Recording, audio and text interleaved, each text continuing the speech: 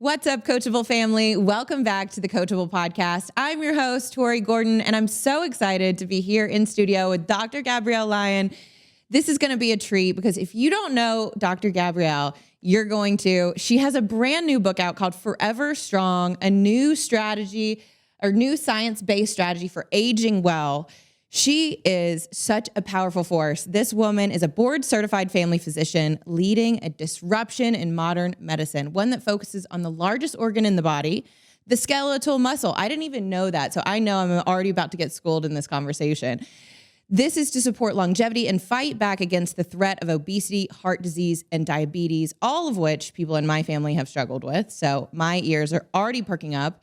But through her private practice, her popular YouTube channel, influential podcast and new book, she asks the fundamental question. So listen up. How can we build strength, not just in the weight room, but in our daily lives? Because Dr. Lyon is on a mission to make the world a little bit stronger by building consistent dietary and lifestyle habits, showing up for ourselves and the people we love. She is the go-to doctor of some of the people that I look up to. You know Ed Milet. He trusts her with his health, so I am ready to learn today. I hope you have a notebook. I hope that you have a pen because you need to take notes for this one. You tune into the show every week so you can get game-changing advice for your life, for your business. This one is for your health. So we got to be serious about taking control of our health and our well-being. No one's going to be an advocate for our health more than we are. So Dr. Lyon, welcome to the show. Thank you so much. Thanks for having me, Tori. You know, when I think about your audience, I think about the entrepreneur, the coachable person. Yeah. And at the end of the day, what do they want? They want to be the best version of themselves. And do you know the common denominator that I see that really either propels people forward or holds them back? One common denominator. Do you know what that is? Tell me. It's their health. You will never go further than your health. So true. I mean, because we have nothing if we aren't healthy and able-bodied. To be able to get up and do the things we love every day doesn't mean, like, it doesn't matter if you've got the best family in the world, the best job in the world, the best friends in the world. What does that if we can't show up and be all of ourselves in all of those environments? And that's what you're so well equipped to help people do. I mean, your background is phenomenal. And I'm so excited to learn about, you know, the methodology that you've covered and outlined in Forever Strong. But I want you to tell me just a little bit about your background and your history in medicine and the research that you do. Like, how did you get into this work? Because, I mean, obviously your body is phenomenal. Your resume is phenomenal, but like, tell me a little bit about the history of you and how this work became, you know, your life's work. Yeah, I'm really excited to share with you that because it was somewhat serendipitous. And, you know, people talk about being at the right place at the right time. That happened. And then I was willing to put in the work and be open-minded. So I graduated high school early at 17, and I moved in with my godmother. Okay. She happens to be a trailblazer in nutritional sciences. You saw that Mark Hyman wrote a blurb for the book. This is the generation before Mark Hyman. And for those of you guys who don't know who Mark Hyman is, he's the real thought leader in what we call functional medicine, root cause medicine. Yep. So my godmother was a PhD and is a PhD in nutritional sciences. Wow. Before functional medicine even had a title. Right. Before all the social media and all, like, everyone knew Decades who before. the thought leaders were. Decades before it was even a thought. Before it was a thought, it was a concept. And I landed in her house. I lived with her for a year. And at that point, I knew nutrition was the way. I went and I did my undergraduate in nutritional sciences at University of Illinois, and I landed in the class of one of the current world-leading experts in protein metabolism. Wow. A lot of the information that we hear about nutrition and health as it relates to dietary protein, he helped put the legs on. The things that we take for granted, of the concepts of how much dietary protein, how we dose it, part of this came out of his lab. Wow. Which is incredible to actually see a individual who is a scholar with intellectual integrity and intellectual innovation, essentially. Did my undergraduate with him, went to medical school, did 2 years of psychiatry, which was all for me about the mind. 3 years of family medicine, and then I went back and did a fellowship in nutritional sciences and geriatrics. I'm sure the listener is thinking, well, what does this have to do with health and wellness? Geriatrics, For those of you who don't know, it's over the age of 65. Right. It's really this idea of end of life. It is not end of life that over the age of 65, but typically geriatric training is individuals 65 and up. You're also dealing with dementia. You're dealing with palliative care. You're dealing with end stage diseases. Mm-hmm. And I didn't actually want to do that. I was very resistant. But the reality is I really wanted to learn nutritional sciences. And the exchange for me to do that was to become a geriatric fellow. Early mornings and late nights, I did obesity research. During the day, I'd round in the hospital, and on the weekends, I would round in nursing homes. While they seem very different, I was working on a study, and I fell in love with one of the participants. Her name, we'll just call her Betty. She was a mom of 3, big brown eyes, just infectious in nature. And she had always struggled with the same 20 pounds her whole life. She'd probably gained and lost hundreds of pounds over her life. And she always put herself last. I imaged her brain, and her brain looked like the beginning of an Alzheimer's brain. She didn't even know what was coming. And it was that moment that was an aha moment for me. I thought to myself, she had just been following exactly what we've been telling her to do, which is eat less and exercise more. She was a great student. She regained all the weight, and she lost it all and regained it. And in that process, she destroyed her muscle. I felt so responsible. I felt that the medical community had failed her. And we know that when an individual feels this responsibility for another, they'll stop at nothing to solve that. We all have that innate capacity to care for another person. So I started to think, I just became obsessed with thinking, what was the commonality of what I was seeing in my practice? Here I saw Betsy, or Betty, whatever you want to call her. And on the weekends, I was seeing patients that were in the Alzheimer's unit who couldn't get up, didn't remember their name. What was the commonality? The commonality was not that they were overfat. This idea of obesity that we have all been taught, this lexicon of health, it was that they all had unhealthy muscle, or they were all under-muscled. And that was the moment where this concept of muscle-centric medicine was born. And I knew that in order to change the paradigm, just like any entrepreneur, you have to ask the right question. And the questions that we've been asking for the last 5 decades about obesity and health, they've been the wrong question. Yeah. That's so powerful. So the muscle centric medicine is your methodology that you then inspired you to create this, new way of looking at our health. How does it differ from kind of our traditional approaches, which you were just saying, we were talking a lot about fat loss. Still, that's all we talk about. That's the conversation and the narrative around health for so many people. And I know those who listen to the show their ears perk up when they are told that they can learn how to do something better. Like there's a whole new way to approach our health and our longevity that as much as you have, we can all think of the Bettys in our lives that we care about dearly. It might be our moms, our dads. It will be us in several years. You know what I mean? How do we prevent that from happening? Well, we need to learn a new way of doing things because what we've been doing clearly isn't working. That's right. So talk to me about muscle-centric medicine. Yeah. So I coined this term. This became a real philosophy and a practice of medicine in 2015. And it focuses on the idea that skeletal muscle is the organ of longevity, that it is actually the pinnacle of health and wellness, and that the behaviors and the lifestyle modifications that we impart and deploy on skeletal muscle, actually, this is the root cause for these diseases that we're seeing. Obesity, cardiovascular disease, Alzheimer's disease. And by focusing on skeletal muscle as the pinnacle of health and wellness, you can change the trajectory of your life. And I'm sure that a lot of your audience is young and they're like, well, why is this for me? Because I already feel great. Sure. Here's the rub. You show me how you're doing your life today, and I'm going to show you what your life is going to look like. Right. It's the actions that you take today, and not having knowledge is going to be a distraction because that window of youth closes. And if you fail to understand that skeletal muscle is really this organ of longevity, then again, you show me what you do today, and I'm going to show you what your life is going to be like later. So skeletal muscle is really the pinnacle of everything. Obesity, et cetera, and these diseases that we're facing, those are symptoms of unhealthy muscle. Right. That, by the way, symptoms of unhealthy muscle begin before you actually even gain body weight. There was early data, there was early studies out of Yale that showed 18-year-old, quote, healthy, sedentary young men had signs of skeletal muscle insulin resistance. Wow. Disease of skeletal muscle decades before they even show body fat. How can we identify the health of our skeletal muscle? I love that question.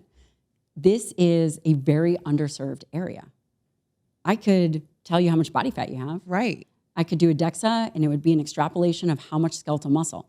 We are not deploying techniques that routinely test skeletal muscle. That is how backwards the system is. How do I know how much skeletal muscle mass is optimal for you? I don't. But we will.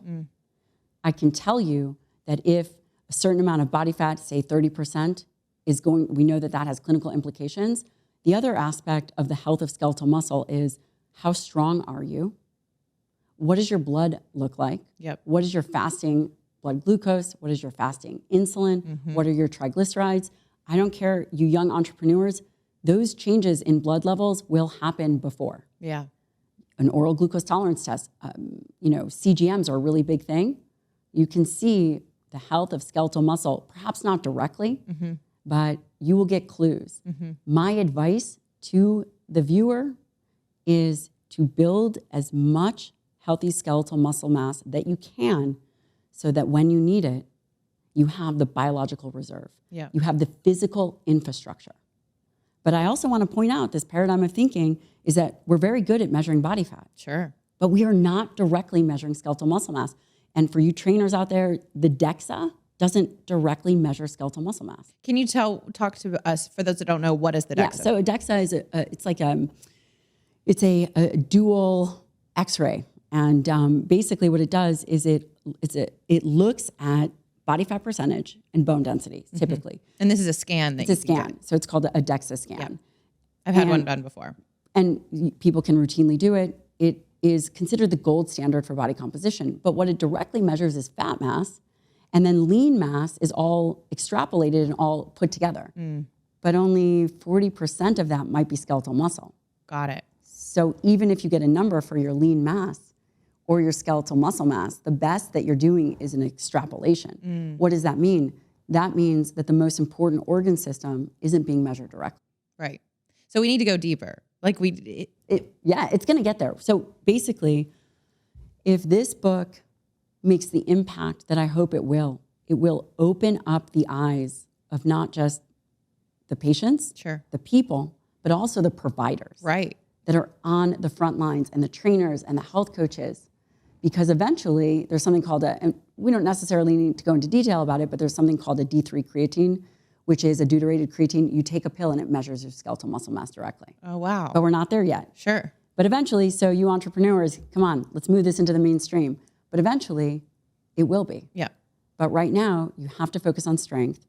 You have to focus on nutrition. And a lot of the information out there creates such discourse and distraction that people don't know what to do. Right. And I'm sure you see that in coaching, and I'm sure you see that in the entrepreneurial world, is that everybody is chasing a shiny object.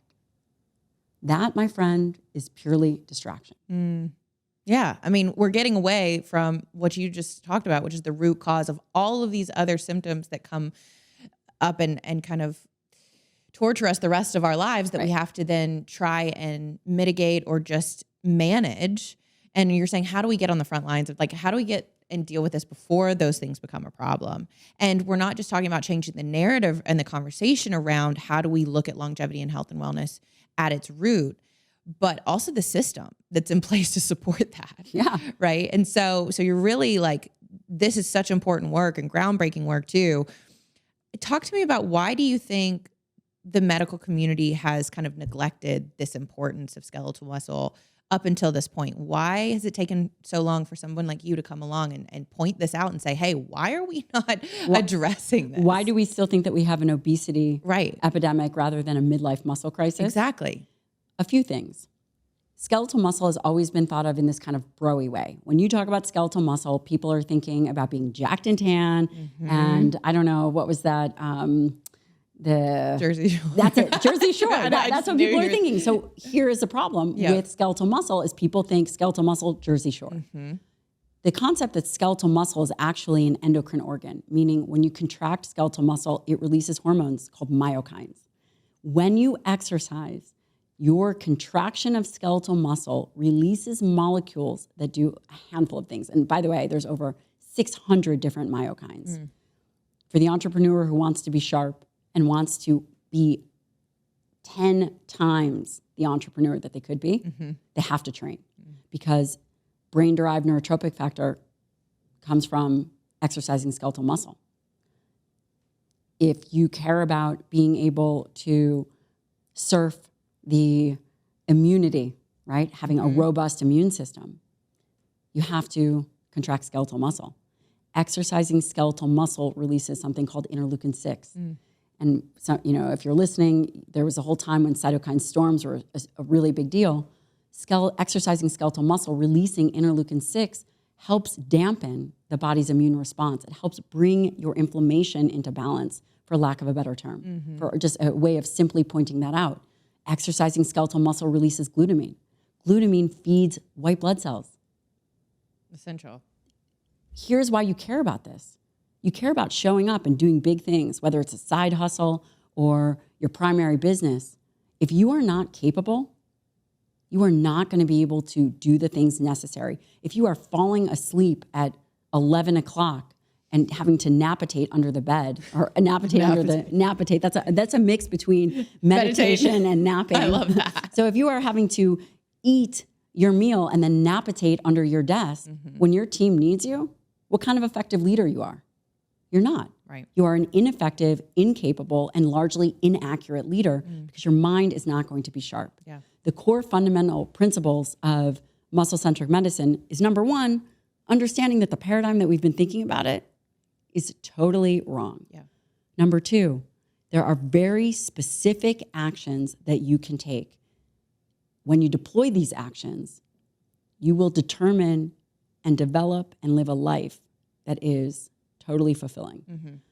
They are nutrition, it involves training, and probably most importantly, it involves mindset. I'd love to share a story with you. Please. I have really good Botox. Amazing. I'm waiting for the laugh. Please. I have been a physician since 2006. Do you realize the amount of reps I have under my belt at seeing patients? So I have seen thousands of patients. You'd mentioned that I take care of entrepreneurs. I do. A large portion of my practice, the demographic, is not necessarily a physical demographic. It is a demographic of their mind. Another portion of my practice is all special operators. As a female physician, I treat elite warfighters. Wow. My husband is a former Navy SEAL. There is a portion of our practice that is dedicated to the warfighter. Now, I want to tell you another aha moment that I had. So the first aha moment was really this development of muscle-centric medicine.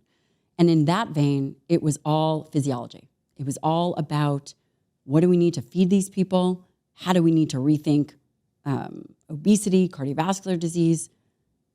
The second epiphany I had was with a patient, and his name is Brian. And Brian gives me full reign to tell the story, and yes, that is his real name. Brian was a 250-pound Texan farm boy. He was a Navy SEAL for 20 years. His skill, his special qual, was a breacher. You know what a breacher is? I don't. They're considered the muscle of the teams. Those are the guys that pack massive amounts of body armor, bring it to the door, and blow things up, or have sledgehammers and et cetera. They've got this huge kit. They are the muscle. I literally could start from 50 yards back, run as fast as I could into Brian. I guarantee you this guy would not have moved an inch. The lineman. I mean, They are exactly. the lineman. He looked, he's like a lineman. been to some of the most dangerous places on earth, protecting our country and our freedom. Been in multiple gunfights with some of the most dangerous humans on the planet looking to kill this guy. He was never injured. He was home from a deployment on his motorcycle, going 5 miles an hour.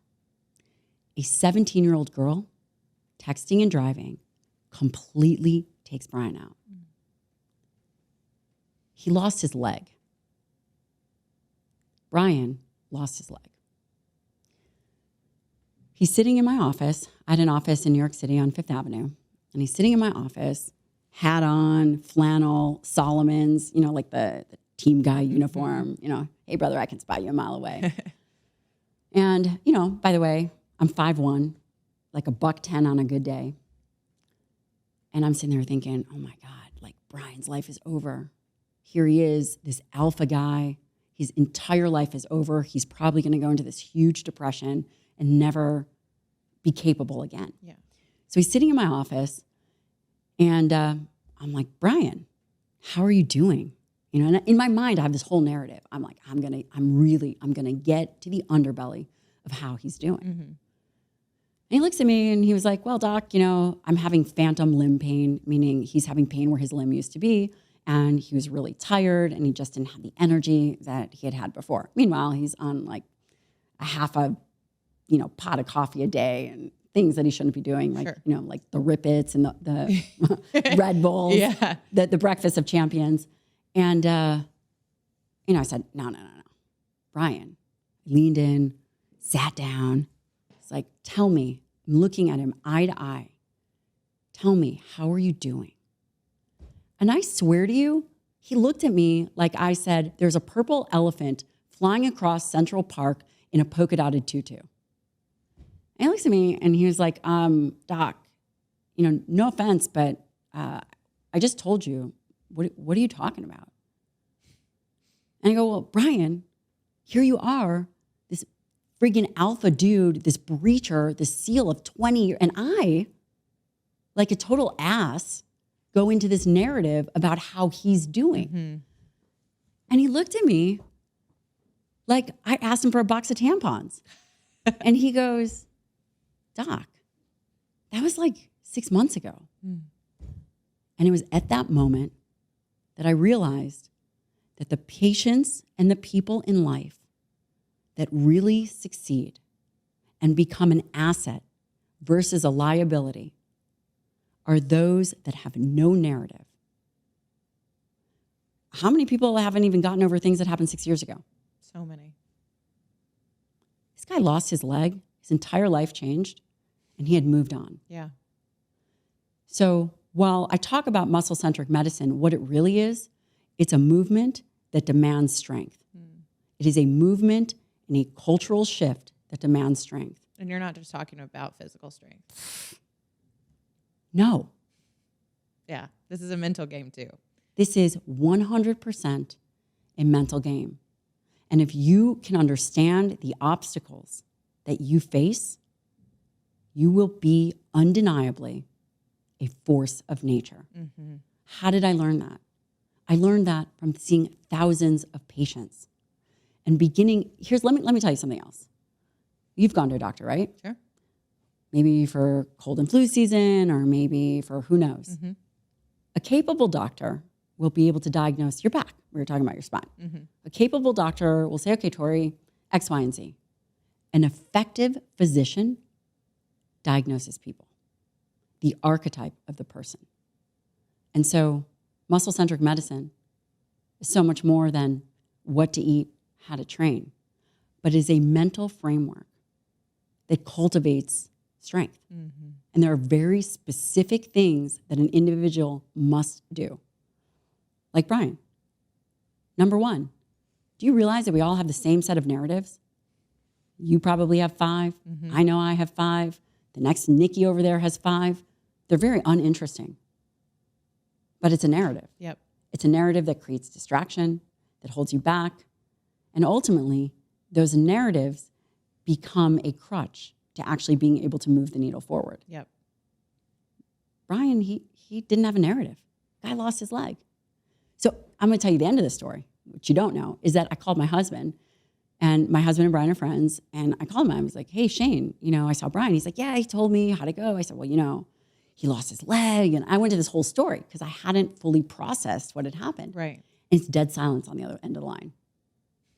And he's like, babe, what are you talking about? Dude, that was like 8 months ago. Mm-hmm. And you just like expected him to be completely defeated. And yes, wouldn't you? Yeah, absolutely. I mean, dude, give me another 60 years. I'd be still bitching about it. Of course. It is the perspective that you don't actually have to be a Navy SEAL to deploy these tactics. Mm-hmm. Here's something else that's really interesting. We talked about some of my patients, whether it's Ed Milet or Bedros Keuilian or the Navy SEALs. They all operate in a very particular way. And I could tell you the success of an entrepreneur without knowing what they do or their name. You put them behind a screen and you tell me their habits and the way they operate in their life, I will tell you how successful that person is. That's powerful.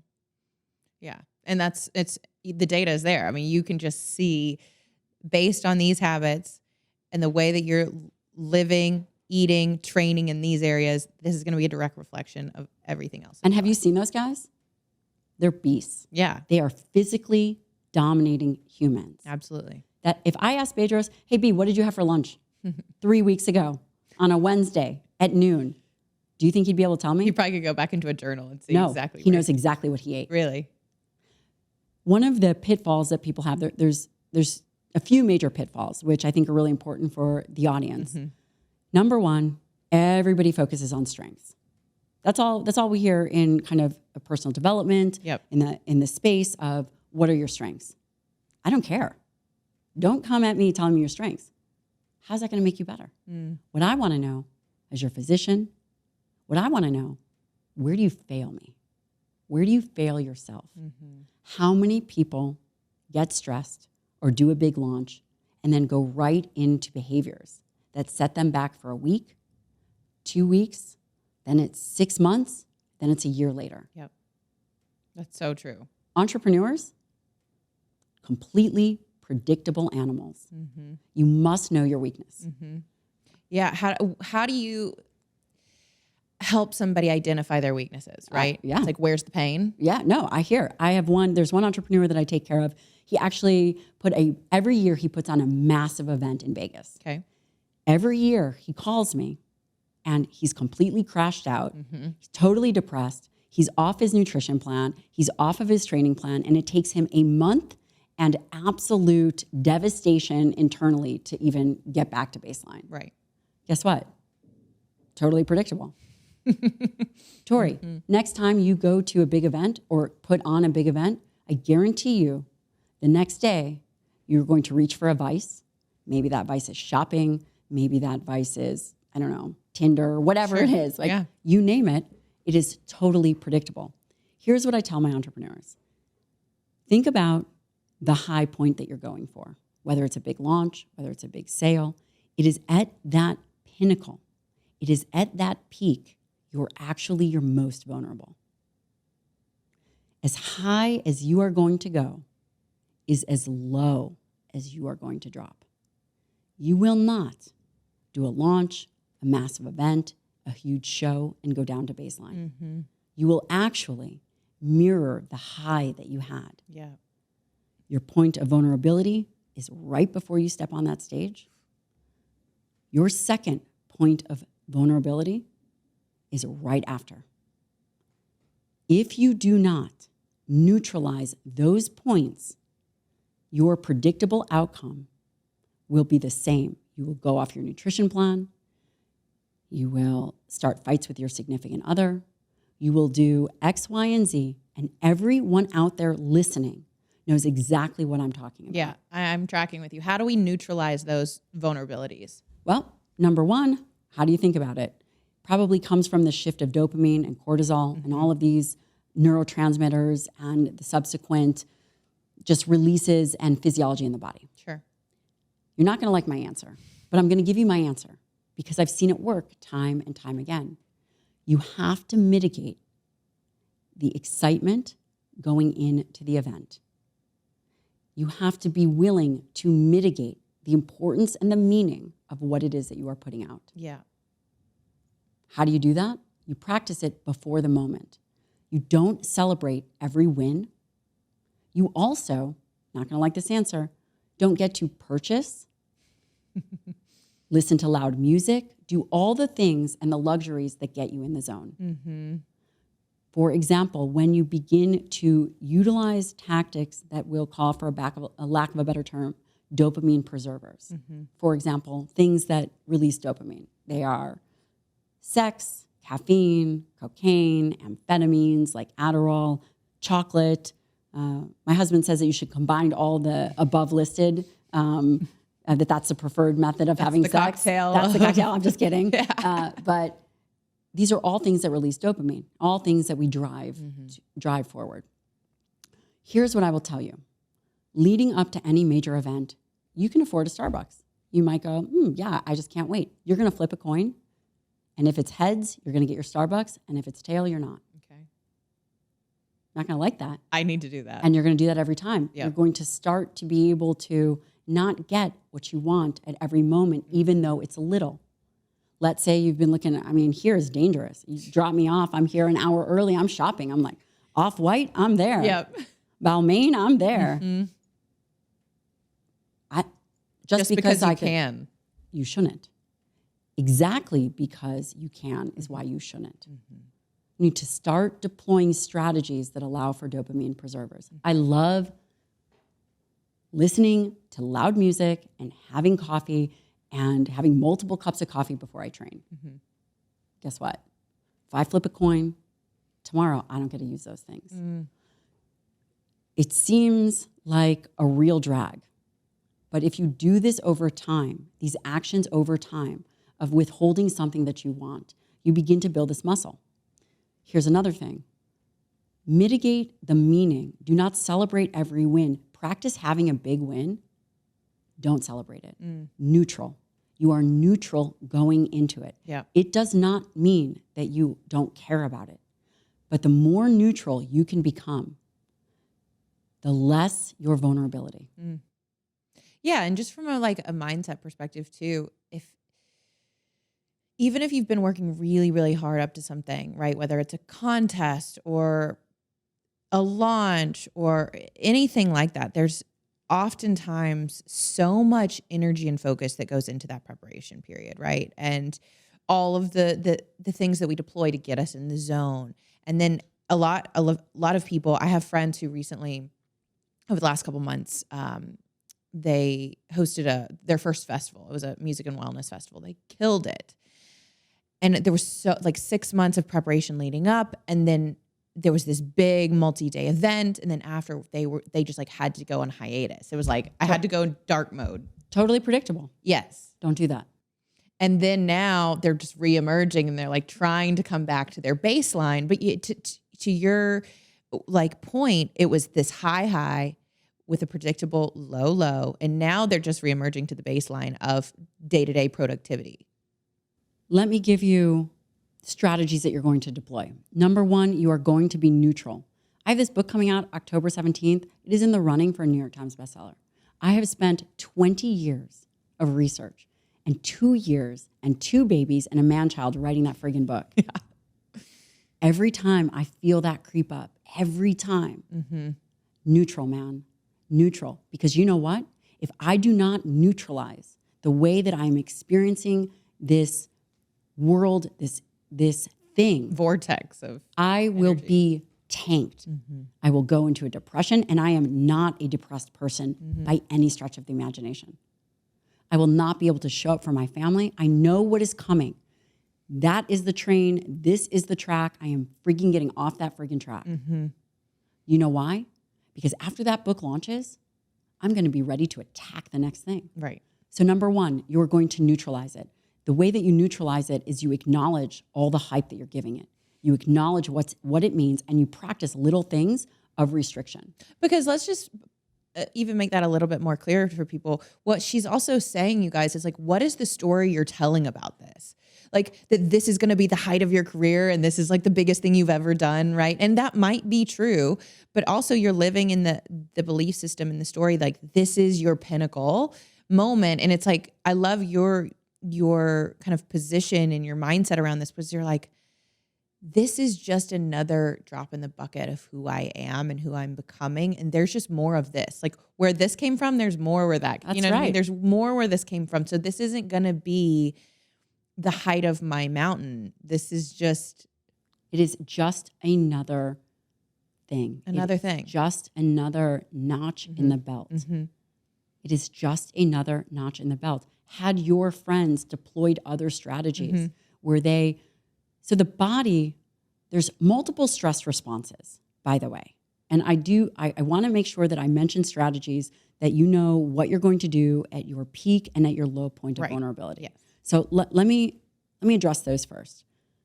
The first and most valuable thing that you can do is every time you go out to speak or do this big launch, people are hyped up. Stop it. Stop it, stop it, stop it. If you need to go dunk your ass into a cold plunge so that you can figure out a different way to release adrenaline, go do that. Stop it. You are absolutely capable enough to control your narrative. Notice I'm not saying don't be stressed. That is the fastest way to get punched in the face. And are you not, you're also saying, not saying don't be excited. Be excited, but more, and we're gonna circle back to stress, because stress is one word that could define a launch, spilling your coffee on your white boots, being at the line at the DMV, not knowing if you have the right paperwork. I mean, stress is one word that defines a plethora of things. I am saying you can be intermittently excited and know that that excitement has a cost. Once you are neutral, can you imagine a SEAL going into battle? Do you think they're all hyped up? They are laser-like focused, but obviously I'm not a SEAL and I haven't been to war, but you know, I happen to live with one. They're neutral. They're actually neutral. And they're able to show up and perform and then show up the next day and perform again. They're not losing time or spending 6 months trying to get themselves back up, because at your high and low, at your two peaks of vulnerability, there's something else that happens. All your old trauma comes up, all your old stuff. You begin to sabotage things. You begin to go to this self-worth temperature. You begin to say, well, was I really worthy enough to make that big of an impact? Self-sabotage begins at that peak and that vulnerability, and it is set up perfectly. It's like playing tic-tac-toe. So while I'm saying, sure, get excited, but get excited in a very controlled, calculated way. Get excited in a controlled, calculated way, because cultivation builds capacity. Cultivation of your thoughts and your actions build capacity. So be excited, but more importantly, be neutral and be open. So that's the first thing. Number two, know exactly what your weaknesses are going to be. For some people, it's going to be shopping. I have one entrepreneur, every time he does a big event or gets stressed, he buys another car. What are your coping strategies? I am going to tell you the coping strategies, because these are coping strategies that everyone can deploy. Please spend time with the people you love. I have 2 very little children. If you don't have kids, spend time with your dog. If you don't have a dog, spend time with someone you love. Maybe it's your grandma. Maybe it's a family member. You think you don't have time to go on that trip that's just for a weekend? If I told you, hey, Tori, I'm going to put you in front of 5 million people, you would make time for that. You can easily make the time for the people that you love. Caring and connection releases oxytocin, which balances some of this vulnerability. The other thing, promise yourself you're going to get up and you're going to move and you're going to exercise. After a major event or before a major event, most people don't like to train. It is predictable. I have to go on stage tomorrow. I'm going to wake up and I'm going to go to the gym. Well, because that is the number one time we kind of let ourselves off the hook, right? Because we're like, I've been working so hard, so now I deserve to rest. Right. You think you need to deserve to rest. That's not what you need. So I'm going to wake up, I'm going to hit the gym, and I'm going to prep. Neutral in a neutral way for stepping on stage. Spending time with people that you love, making sure that you're moving. Another thing is utilizing either, not necessarily heat, but you could use heat, but I prefer an ice bath. Ways to re-regulate your nervous system. Being outside in nature, which by the way, I never do, but you will see that is, so I think it's also very important to be transparent. I will tell you the things that I do, but I'll also tell you some of the things that I don't do. I think that again, I live in Houston, it's not a ton of nature, but again, that's probably an excuse. So getting out in nature, being off your phone and just being in the moment is really, really helpful. Yeah. And then the other thing is being aware of the things that drop dopamine. This is also the time people will crank up on their caffeine, Adderall, modafinil, which is, it's kind of like a neurostimulant. Have more sex, use more drugs. You will feel inclined to do these things and ride the high. Don't do that. Read. Don't do that. Be aware of your weaknesses. This is also the time where you go for cake. Prove to yourself that you're not going to do it. I had this one patient. She was like kind of a famous food blogger. And she came into my office. She was sent there because her company was like, you're going to talk to Dr. G and you're going to get in shape and this is going to be a whole year thing. And she's like, I'm fine. I look great. I'm not doing this. Yeah. I'm not giving up my chocolate. I said, okay, we're going to do a test. So I had her put her favorite chocolate on her desk that she couldn't eat because she said that she could never resist it. Came to a point where she didn't even want it. So again, just circling back to this idea of having a neutral mind, deploying some of those strategies, and then understanding that you're now having full awareness. So Tori, I never want you to call me and say, oh my gosh, I'm depressed, I'm exhausted, I just did this big thing. I'm telling you right now, and every single one of you people out there listening, this is going to happen to you. Do not be surprised by your human nature. Sure. This loops us now to this conversation of stress. When you hear stress, number one, it is one word to define everything. Has anyone ever thought about how ridiculous that is? So true. How dumb is that? It's like a catch-all. Tell me another word that defines everything like that. I'll wait because I can't think of one. Is there another word? I can't think of one. So stress could be somebody died, right? Like that's stressful. You just got sick. You crashed your car. Your dog peed on your new couch. All of these things are describing stress. That makes no sense. When I say stress, you say, what is your first kind of reaction to stress? Like what do people say when they talk about stress? What is the response? What is the stress response? Fight, flight, or freeze. You got it, my friend. What if I told you that is only one response to stress? That's it. That is one response to stress. But for some reason, it is the most popular. That's all we talk about. That's all we talk about. Do you know that your beliefs around stress influence the physiology and the way that you experience it? Ooh, tell me more about that. Fight or flight is one very low level way of processing stress, but it is all that we know. Because as humans, we are tribal and we believe something to be true if we hear it enough. Just like the obesity epidemic So true. that I am working to fix. Right. Just because we repeat it over and parrot something over and over and over again, in no way, shape, or form does the repetition Make it more accurate. make it more accurate. We've completely missed the mark on stress as well. Okay. Everybody thinks about stress as fight or flight. Right. There are also two more responses that are incredibly more adaptive and nobody knows about it. I say stress, you say hot bubble bath. You show me one life of meaning that was stress-free. One life of meaning that had no stress. Doesn't exist. Exactly. There is the tend and befriend response and the courage response. Tend and befriend is when an individual is faced with stress. Instead of going to this fight or flight, whatever, they reach out for connection. Mothers have a tend and befriend. Can you imagine if I was flighting and freezing, how would I help my daughter? I would be completely incapacitated. Right. Versus a tend and befriend goes and it releases oxytocin, which is that hugging hormone, which was also one of those strategies to deploy to protect yourself against your vulnerabilities is, so this tend and befriend response is seeking social connection, reaching out to other people to see how you can be of service. You get stressed, let's make the world better. I can't believe I've never heard about this. Yeah.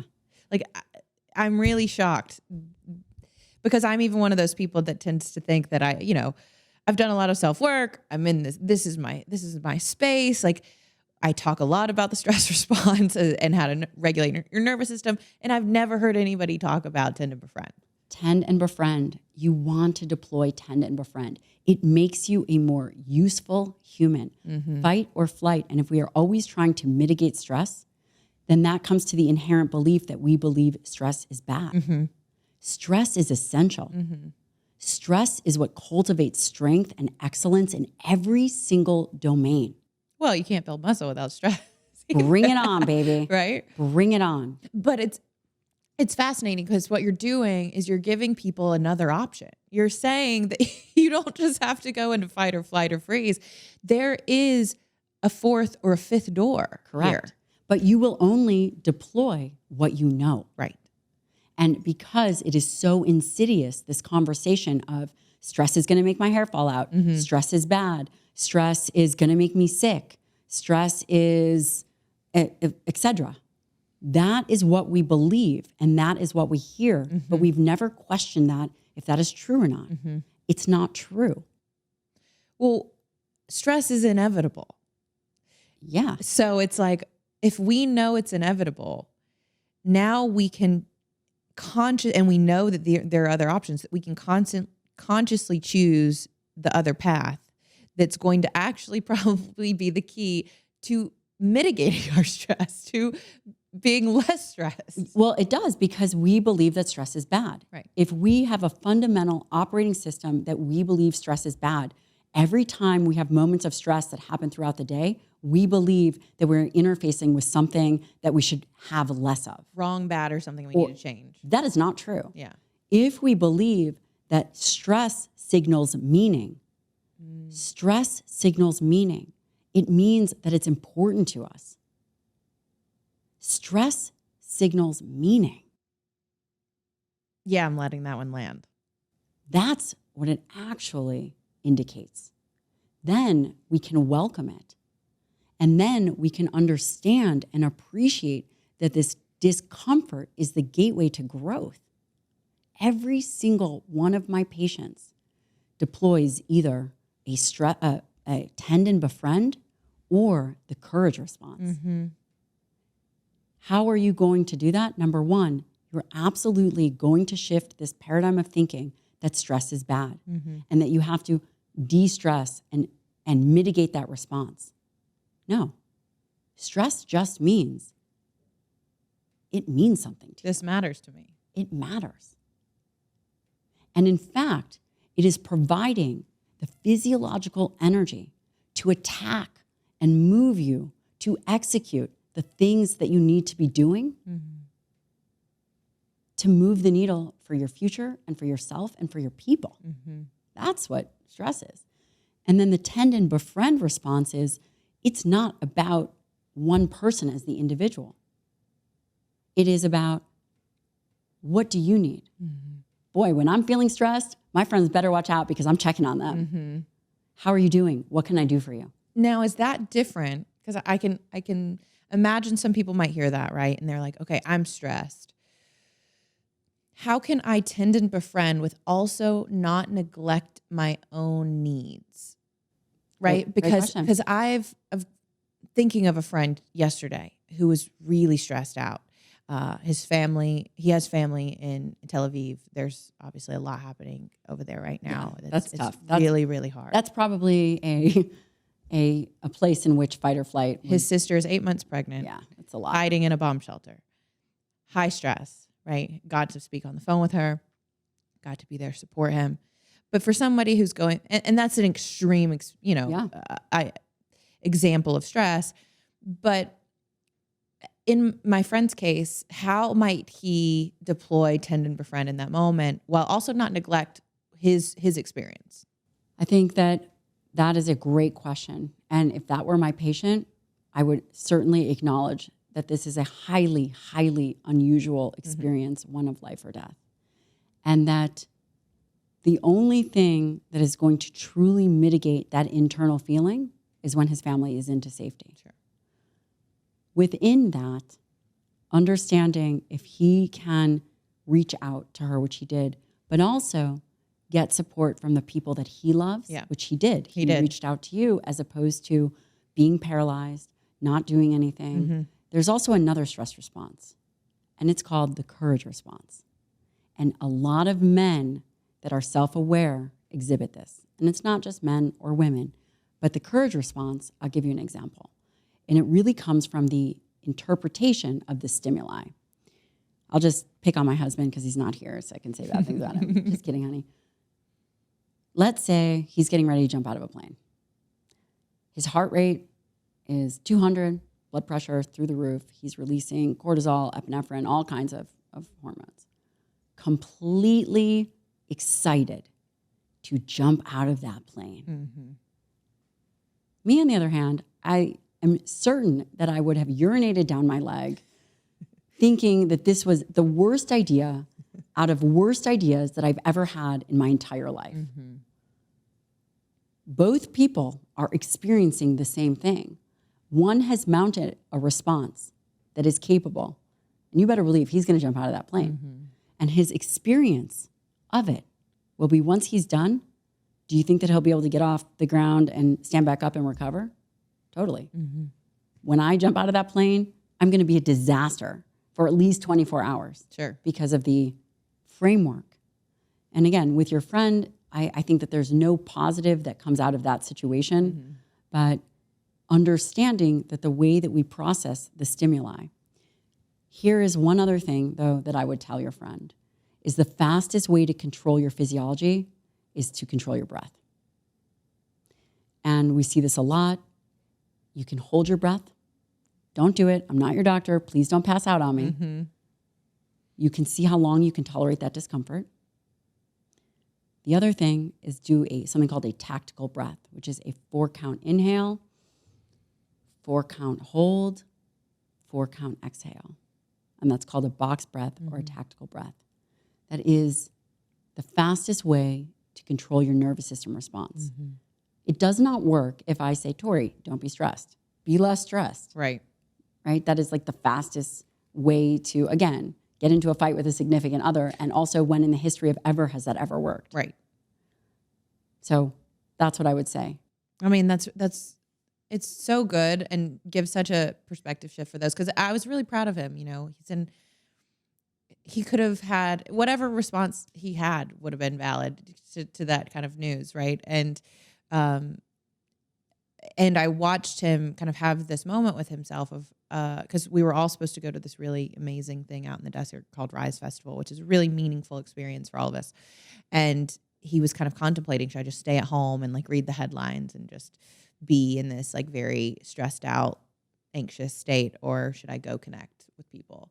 And he did, and he had such a different experience of the day than he would have otherwise. And it takes courage both to do that, to say, hey, I'm not gonna let this thing dictate how I feel completely, and let people be there and say, hey, I need support, And something that I think around this conversation around stress, which is so important that every single one of our listeners deals with, is stress in your mind creates stress in your body.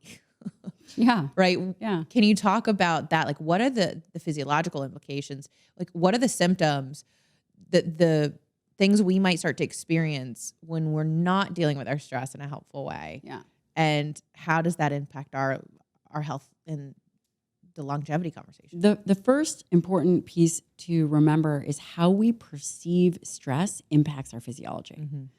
And the work out of Stanford has highlighted this in a way that we've never seen before. And in one study, they took housekeepers. They took 2 groups of housekeepers. One group was prepped and said, all the work that you are doing is enough exercise and so impactful and so important for your health and wellness. And then the other group was told, you guys are not exercising enough. your actions aren't healthy. You need to be doing more. The group that was prepped and primed and told that what they were doing was healthy and how they were moving and et cetera, like their actions on a daily basis. Both groups were told not to change their exercise and not to change their nutrition plan. The group that was told that their actions were meaningful in moving the needle towards health outcomes did exactly that. They lost body fat, their blood pressure improved, their blood sugar improved. There's these markers of improved health, not by doing anything different, but by believing what they were doing was meaningful in a healthy way. Yeah. That is crazy to see that there is science behind not just the placebo effect, but the effect that how we believe stress impacts. And this goes back to this conversation that if stress is left unchecked, what does it do? Right. And my answer would be what should not be left unchecked is the way in which you experience it. If you believe stress is bad, if you believe that when your heart rate goes up and you're having a catecholamine surge and you're having an increase in cortisol, and you tell yourself this is bad, this will compound the effect. You will have an increased release in cortisol.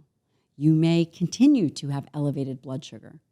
Your belief behind the symptoms that you are having perpetuate the outcome. Sure. So my answer would be stop believing stress is going to be harmful and begin to cultivate a belief that stress just indicates meaning. Yeah.